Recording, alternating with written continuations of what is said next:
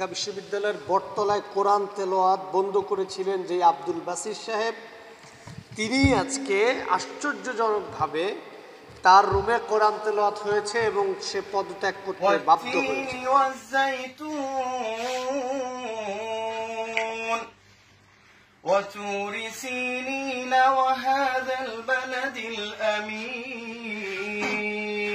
দর্শক, কিছুদিন আগের ঘটনা, বাংলাদেশের সর্বোচ্চ বিদ্যাপীঠ যেটার নাম ঢাকা বিশ্ববিদ্যালয়, যেখানে মানুষ হৃদয় অন্তর ভালোবাসা দিয়ে থাকে, যে বিশ্ববিদ্যালয়ের সাথে হাজারো স্মৃতি মিশে আছে, যে বিশ্ববিদ্যালয় বাংলাদেশের ইতিহাস ঐতিহ্য সংস্কৃতির সাথে মিশে আছে, সেই বিশ্ববিদ্যালয়ের আরবি বিভাগের একটি অনুষ্ঠানে সম্মানিত চেয়ারম্যান মহোদয়ের তিনি ছিলেন অতিথি, এবং তার ওই আরবি বিভাগের যে সকল ছাত্ররা ছিলেন তারা বটতলায় একটি অনুষ্ঠান আয়োজন করেছিলেন। আর সেখানে একজন ছাত্র কোরআন তেলাওয়াত করেছিলেন। সেই কোরআন তেলাওয়াত কেন করলেন?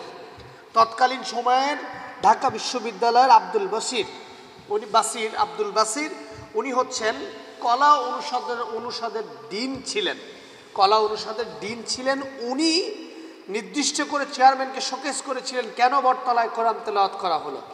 অর্থাৎ এদেশে উলঙ্গ নর্তকীরা নাচতে পারবে, এদেশে সিনেমা চলতে পারবে, এদেশে পতিতা চলবে, এদেশে নাস্তিক্যবাদী চলবে, জাফর ইকবালের মতো বেয়াদব কোলাঙ্গার, আব্দুল বাসিরের মতো বেয়াদব কোলাঙ্গাররা থাকবে, সব কিছু চলবে, কিন্তু কোরআন তেলাওয়াত করা যাবে না, এমন একটি শোকেস দিয়ে ওই সময় সারা বাংলাদেশকে আলোড়নের সম্মুখীন করেছিলেন এই বেয়াদব শিক্ষক। কিন্তু আল্লাহ তাআলার কি কঠিন সিদ্ধান্ত! বাস্তবার পরক্রিমায় সেই শিক্ষকের অনুষদের সেই রুমে বসে কোরআন তেলাওয়াত হলো, এবং কি চমৎকার সূরা ৩ তেলাওয়াত করা হলো। ওয়াত-তিনি ওয়াজ-যাইতুনি ওয়া তুরি সিনিনা ওয়া হাযাল বালাদিল আমিন। কত সুন্দর করে ভাই তেলাওয়াত করলেন, এবং তেলাওয়াত ওই বেয়াদব কোলাঙ্গার চুপচাপ করে শুনলেন। যদি হৃদয়ে ধাক্কা লেগে থাকে তো আলহামদুলিল্লাহ, ধাক্কা যদি না লাগে এটা ওর কপাল পোড়া, ওর হেদায়েত নাই। কারণ আল্লাহ বলেছেন, মাই ইয়াহদিহিল্লাহু ফাহুয়াল মুহতাদ ওয়া মাই ইউদ্লিল ফালান তাজিদা লাহু ওয়ালিয়্যাম মুরশিদা। আল্লাহ বলছেন, আমি যাকে হেদায়েত দেই সেই একমাত্র হেদায়েত পায়, আমি যাকে হেদায়েত দেই না সে তো হেদায়েত পায় না। যদি কপালে হেদায়েত লেখে থাকে তাহলে তিনি হয়তো হেদায়েত পেতে পারেন, আর যদি হেদায়েত না থাকে তাহলে তার কপাল, তার মতো দুর্ভাগা আর কে থাকতে পারে। তো সেই জায়গাটাতে তিনি শুধু কোরআন তেলাওয়াত শুনলেনই না, ছাত্রদের সামনে তিনি পদত্যাগ করতে বাধ্য হলেন।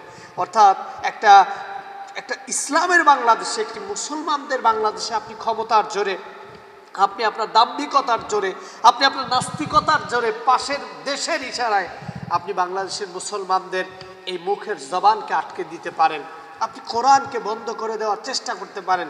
কিন্তু আদৌ কি কোরআন এদেশে বন্ধ হওয়া সম্ভব, যেখানে মুসলমানদের হৃদয়ে অন্তরে মনের ভিতরে কোরআন গেঁথে আছে, যেখানে কোরআন পথে পথে হাটে বাজারে ময়দানে সব জায়গায় শিক্ষা হয়, যেখানে কোরআন নিয়ে আলেমরা বিচরণ করছে, সেদেশে কোরআনের আয়াত, কোরআনের আওয়াজ, কোরআনের ভাষা বন্ধ করা যায় না। এটা থেকে আশা করছি পরবর্তী প্রজন্ম শিক্ষা নেবে, আশা করছি বেয়াদব কোলাঙ্গার শিক্ষকরা শিক্ষা নেবে, এই প্রত্যাশা করছি।